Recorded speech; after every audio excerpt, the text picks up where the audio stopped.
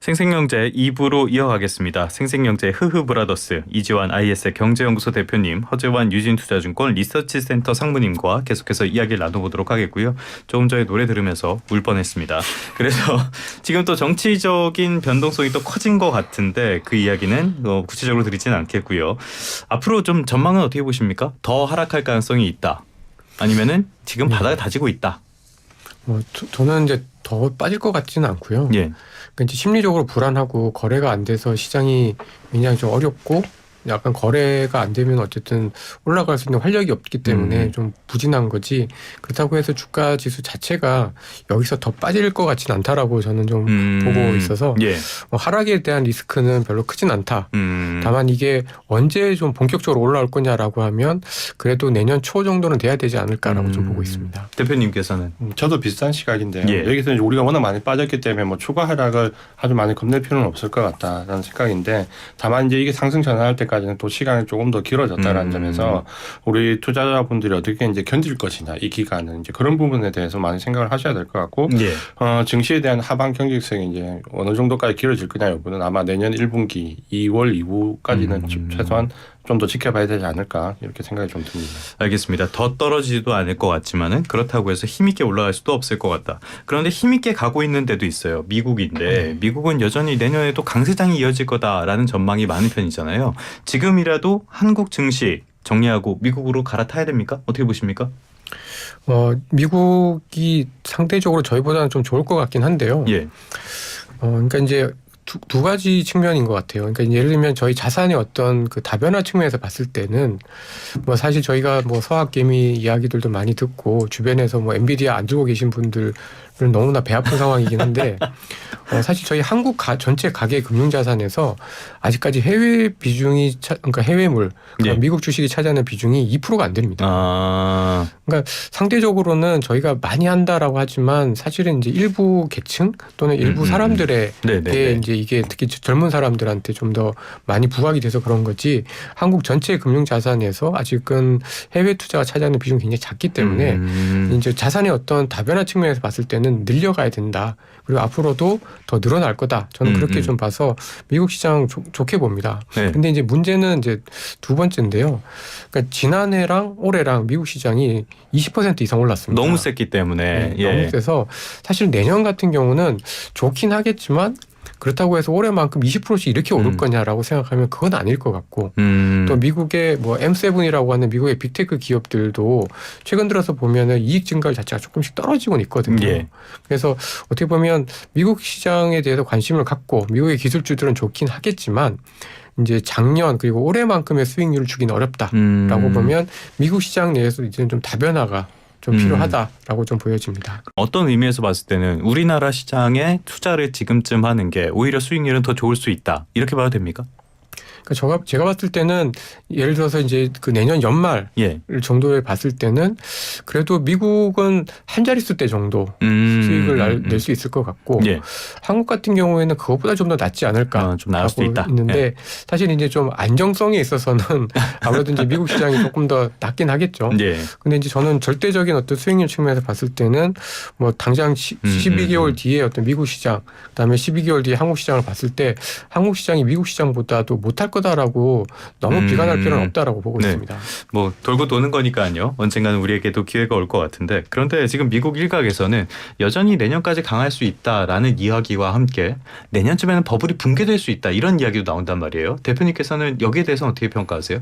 지금 이제 버블 붕괴로는 사실 우리가 어떻게 보면 장기 호황이 이제 멈출 거라는 부분은 사실 다우 지수 기준으로 보면 사실 25,000대부터 나왔었거든요. 아니 사실은 뭐 올해 내내 나왔던 얘기긴 하죠. 그래서 이게 과연 이제 언제까라고 보면 저는 이제 투자의 관점 그냥 좀 이어가시는 게 맞을 것 같고, 그러니까 미국 증시도 지금 현재 트럼프 어느 정도 정책 리스크가 반영이 되면서 이제 옥석 가격이 나오잖아요. 기대했던 것과 우려했던 것과 실질적인 흐름이 조금 그래도 양상이 좀 다르게 나오거든요. 그래도 미국은 AI라는 이 모멘텀에 대한 기반에 대한 산업에 대한 그 효과가 워낙 크기 때문에 이 모멘텀이 계속 이어진다는 게 이제 오늘 그 드러났고, 여기에 이제 경기 관련돼 있는 지표들이 그렇게 생각보다 나쁘지 않으면서 경기 소비재나 AI 모멘텀을 이 두 가지를 축으로 해서 나머지 이제 규제 완화들, 되는 섹터들 이렇게 세 가지 축으로 미국 증시는 계속해서 내년 상반기까지는 어느 정도 상승을 보일 것 같고 그렇다면 이제 투자자들 입장에서는 좀 전에 상무님 말씀하신 것처럼 한쪽으로 그렇게 쏠릴 수는 없겠지만 저도 병영 투자 관점은 좀 필요하다고 봅니다. 그러니까 예를 들면 국내 증시 한 7, 뭐 미국 증시 한 3 정도 이렇게 좀 관점 내년 상반기까지 좀 보시는 전략으로 가시는 게 어떨까 싶고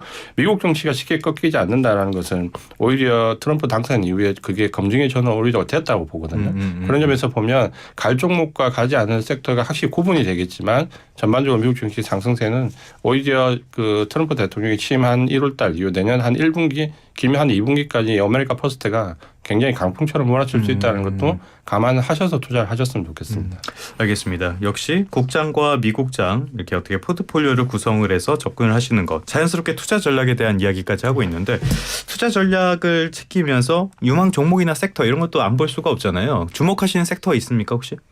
그 적어도 이제 연말 연초 그다음에 내년 초에 이제 저희 예를 들면 한국 시장이 조금 더 안정을 찾기 전까지는 저는 이제 두 가지로 좀 접근을 했으면 좋겠다라고 생각을 하고 있습니다. 그러니까 첫 번째는 좀 이러한 어떤 외부 여건 그다음에 이제 내부적으로 봤을 때에 저희가 어떤 정치적인 공백으로 인해서 손해를 보거나 또는 기업들이 어려워질 수 있는 것들 좀 피한 좀 안정적인 거로 좀 찾자라는 건데요. 뭐 예를 들어서 2018년 저희 관세 전쟁 때 그리고 최근 들어서도 보면은 기업들 이익을 봤을 때 좀 안정적인 업종들 중에서 좀 살펴보면은 통신업종 같은 거 굉장히 안정적이고요. 그다음에 이제 인터넷 소프트웨어나 게임 같은 업종들.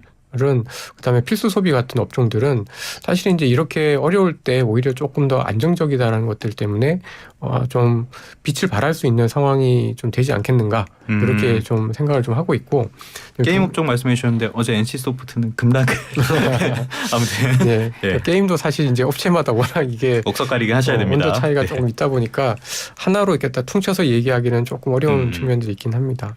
그 다음에 좀 말씀드리고 싶은 거는 그래도 이제 미국의 어떤 정책, 그다음에 미국 경제와 함께 갈 수 있는 업종들을 좀 찾아봐야 된다. 이런 걸 좀 말씀드리고 싶은데요. 어떤 거죠? 그러니까 조선이나 기계 같은 역시, 업종들입니다. 그러니까 이제 저희가 이제 외국인들이 워낙 많이 파니까 저도 맨날 그 세미나 같은 데 가면 외국인들은 언제 사나요라는 질문을 엄청 많이 듣는데요. 근데 좀 엄밀하게 보면 외국인들이 많이 팔긴 하는데 파는 거에 99.9%는 삼성전자만 팝니다. 그래서 삼성전자만 빼고 나면 물론 이제 삼성전자와 그 아닌 종목들 간의 어떤 시가총액 차이나 뭐 규모의 차이, 뭐 차이가 많이 나긴 하지만 외국인들이 그래도 꾸준히 사는 것들이 있거든요.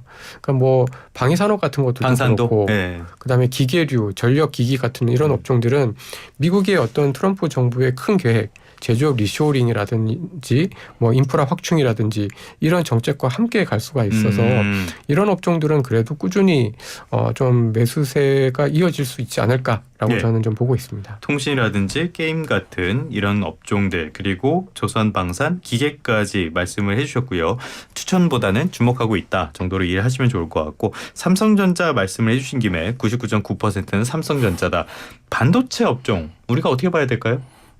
지금 이제 삼성전자를 놓고 워낙 비관론이 커져 있기 때문에 앞서 이제 말씀드렸던 외국인이 7월달 고점 이후 우리나라 증시에서 22조 원을 매도했는데 지금 IT 섹터에서는 23조 원을 매도했거든요. 그러니까 실제로 삼성전자 매도한 IT 쪽을 제외하면 오히려 1조 원을 매수한 거거든요. 근데 그런 결론이 나오는데 저는 이제 그 사실 아무리 삼성전자 펀더멘탈이나 반도체에 대한 비관론, 그러니까 이 반도체에 대한 비관론이 뭐 중국에 대한 레거시 반도체라든지 아니면 DRAM 사이클이라든지 혹은 HBM이라든지 모든 게 다 반영이 되었다라고 하더라도 이 가격이 분명히 싼 거는 저는 맞다고 생각합니다. 그러니까 지금 가격대가 여기서 추가로 하락한 다음에 너무 겁내지 말고 장기 투자자는 좀 긍정적으로 볼 필요가 있고 또 한 가지는 우리가 이제 트럼프가 대통령이 이제 내년 1월에 집권 시작하면 우리가 트럼프 1기 때를 돌아보면 사실 그때도 트럼프 대통령의 어떤 기술적인 부분에서 뭐 방산이나 경기 확장과 관련돼 있는 뭐 건설 기계 쪽 그리고 재건이나 혹은 에너지 관련된 이쪽에 기대를 많이 했거든요. 근데 트럼프 1기 때 성적표를 보면 상승률 1위 섹터가 IT였습니다. IT였고 두 번째가 이제 금융이었거든요. 그러니까 그것을 본다면 그러니까 우리가 기대하는 것과 실제로 미국이 지금 AI와 관련된 뭐 헤게모니부터 시작해서 본다면 역시 이제 IT는 무시할 수 없는 섹터가 되고 반도체를 버리시지 마시고 저점이 어디서 형성될 거냐를 관심을 좀 가지고 계속 보셨으면 좋겠고 저는 지금 가격대도 장기 투자자들한테 굉장히 메리트가 있기 때문에 분할로 장기로 보실 수 있는 분들이라면 좀 긍정적으로 보셨으면 좋겠습니다. 그럼 제가 지금 만약에 여윳돈이 500만 원이 있다. 그래서 삼성전자를 전부 다 사고 싶다. 유효한 전략입니까? 유효한데 이제 시점을 분할을 이제 어떻게 쪼개느냐의 문제인데 가장 좋았던 시점으로 본다면 그 과거에 이제 탄핵 정부에서는 탄핵이 결정된 날 사신 분들이 가장 수익이 좋았습니다. 알겠습니다. 근데 내일은 장이 안 열려서 아무튼 하나만 더 짚어볼게요. 섹터. 2차 전지 이 부분도 한번 짚어봐야 될 것 같은데 사실 지금 코스닥이 어려운 이유 중에 하나도 2차 전지잖아요. 2차 전지에 대해서는 우리가 어떻게 접근하는 게 좋을 것 같으세요? 그러니까 이제 2차 전지를 둘러싸고는 이제 두 가지인데요. 하나는 그 정책적인 리스크를 많이들 걱정들을 하십니다. 특히 이제 트럼프의 정책 뭐 이런 것들을 많이 걱정들을 하시는데 저희는 이제 그렇게까지 걱정할 정도는 아닐 거다라고 보고 있고 저번에도 좀 말씀드린 것 같습니다만은 미국의 공화당이 의외로 이 친환경 에너지 프로젝트들을 많이 했습니다. 그래서 이런 것들 생각을 하면 뭐 트럼프나 뭐 머스크가 뭐 전기차에 대해서 보조금을 줄인다 뭐 이런 얘기를 하겠지만 그렇다고 해서 전기차나 2차 전지와 관련된 수요가 없어지는 건 아니고 이제 업체별로 조금 더 좋은 업체들과 그렇지 않은 업체들 간에 괴리가 벌어지는 거겠죠.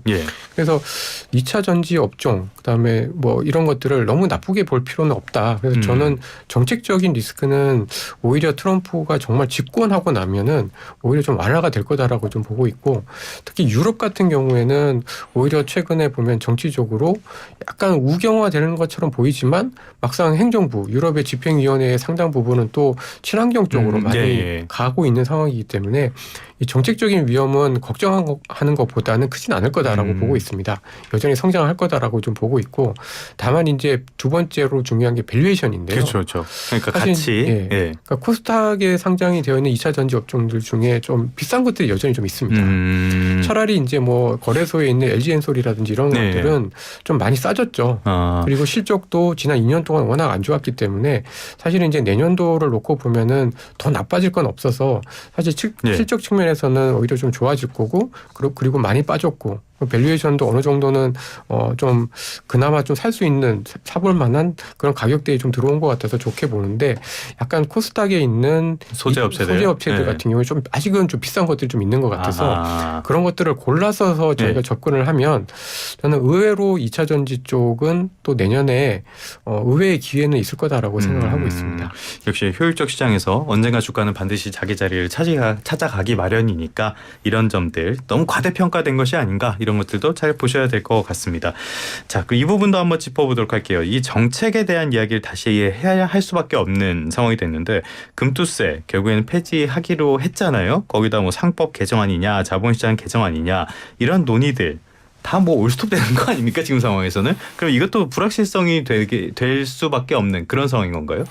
금투세 폐지를 놓고 이제 정치가 왜 안 움직이냐고 상당히 질문을 많이 받았거든요. 근데 이제 이런 부분은 금투세 폐지라는 게 그 호재가 아니라 악재가 해소된다라고 보는 게 맞을 것 같고요. 저희가 뭐 금투세나 그런 데 워낙 말씀 많이 드렸지만 지금 이제 관련되는 정책들이 결국은 이런 혼선을 빚었다는 것. 그리고 어떻게 보면 이 정책들이 일관적이지 못했다는 것. 그리고 명확하게 시기를 끊어서 대응하지 못하고 예를 들어서 뭐 연기하거나 연장하거나 이런 부분들이 오히려 시장의 불확실성을 증대시켰다는 것. 그러니까 그렇게 본다면 어느 정도 불확실성은 줄어들게 되었지만 사실 지금 증시가 불확실성이 준다고 해서 상상할 수 있는 그 상황은 아니거든요. 그렇게 보면 이제 분명히 정책적인 부분이 바로 잡아줘야 되겠지만 외국인들도 이제 이런 부분에서 신뢰성을 관점을 가지고 보겠지만 이게 이제 당장 개선됐다고 해서 시장에 어떤 호재로 작용하지는 않는다. 하루 이틀 단기는 모르겠지만 반대로 말씀드린 대로 뭐 상법과 관련 부분에 자본시장도 역시 마찬가지입니다. 그 안에 세부 내용을 어떻게 따진다고 하더라도 결국은 이게 이제 불확실성 해소 위해서 이게 과연 펀더멘탈을 좌우할 수 있는 어떤 뭐 호재냐라고 보면 거기에 대한 기대감은 너무 높게 안 가지시는 게 좀 좋을 것 같습니다. 또 다른 호재인지 아닌지 모르겠는 거 세계 국채지수 편입에 성공하긴 했는데 내년 11월까지가 유예 기간이잖아요. 그다음에 MSCI 선진국 지수 이거 편입되냐 이 문제도 있고 여기에 대해서 상무님께서는 어떻게 보시나요? 사실 이제 근데 이거는 좀 제도적인 문제와 관련들이 있기 때문에 정치적인 불안하고는 조금 별개의 문제가 아닐 거라고 저는 좀 보고 있고요.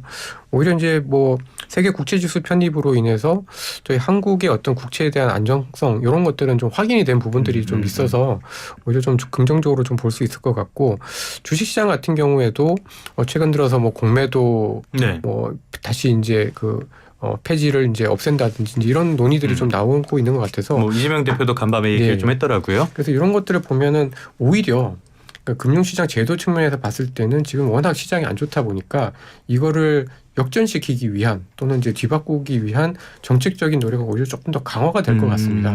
그래서 그런 걸 보면 오히려 올해 굉장히 시장이 힘들었던 게 내년에는 약간은 더 도움이 좀 될 수 있지 않을까.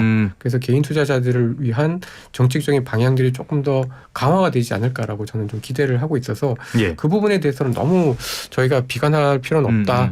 오히려 저희는 이제 지금은 시간과의 싸움에서 이겨야 될 때다라고 좀 보고 있습니다. 알겠습니다. 지금까지 많은 이야기를 나눠봤는데요. 어떻게 보면은 이거를 다 종합하는 말씀을 한번 들어봐야 될 것 같습니다. 이제 1분 남았으니까 20초씩 대표님께서 먼저 투자자들에게 하실 말씀이 있다면은 간단하게 부탁드리겠습니다. 지금은 절대 주식을 포기하지 마시고요. 지금까지 견디신 분이라면 여기서 조금 더 수익과 기회를 찾아가는 방향으로 좀 길게 장기적으로 보셨으면 좋겠습니다. 절대 포기하지 마시고 지금은 좀 긴 호흡으로 보시기 바랍니다. 상무님께서? 예, 뭐 지금 저희가 좀 여건이 안 좋은 건 맞는 것 같아요. 그러니까 예전에는 미국이 좋으면 다른 나라도 따라 좋아지는 그런 국면이었다고 하면 이제는 미국이라든지 이런 글로벌 강국이 자기 거를 다 되찾겠다라는 상황이니까 거기서 수혜를 받았던 저희 한국이나 이런 한국 기업들이 좀 어려운 건 사실인데 그래도 오히려 이런 위기가 내년에는 오히려 이제 좀 한국 시장을 더 살리기 위한 노력들로 좀 그 제도적인 노력들, 그다음에 정책적인 노력들이 좀 더 강화가 되는 계기가 좀 될 것 같아서 너무 저희 한국 시장에 대해서 비관할 필요는 없다. 아까도 잠깐 말씀드린 것처럼 지금은 시간과의 싸움에서 견뎌야 될 때다라고 보고 있습니다. 알겠습니다. 너무 비관적으로 볼 필요는 없다. 1부에서는 이주환 대표님께서 투자자들을 위한 노래 선곡을 해주셨고요. 상무님께서도 선곡을 하셨다고 들었는데 어떤 노래입니까? 이거는 이제 가곡인데요. 이제 시적이시네요. 예, 그러니까 이 노래 가끔 이렇게 들어보면 좀 위로가 됩니다. 그러니까 정말 어렵고 힘들 때 오히려 거기서 이렇게 힘을 찾는 그런 노래라서 좀 오늘 특히 이제 그 시장이나 투자로 인해서 이제 고민이 많고 힘드신 분들을 위해서 좀 위로가 되었으면 하는 마음에서 좀 골라봤습니다. 어떤 노래입니까? 정환호님의 그 꽃피는 날이라고 해서요.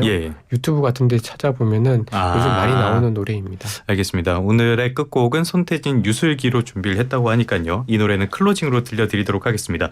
두 분 이제 보내드리도록 하겠습니다. 장시간 고생 많으셨고요. 다음 시간에 또 뵙도록 하겠습니다. 지금까지 IS 경제연구소의 이지환 대표, 유진투자증권 리서치센터의 허재환 상무님과 함께했습니다. 오늘 말씀 고맙습니다. 고맙습니다.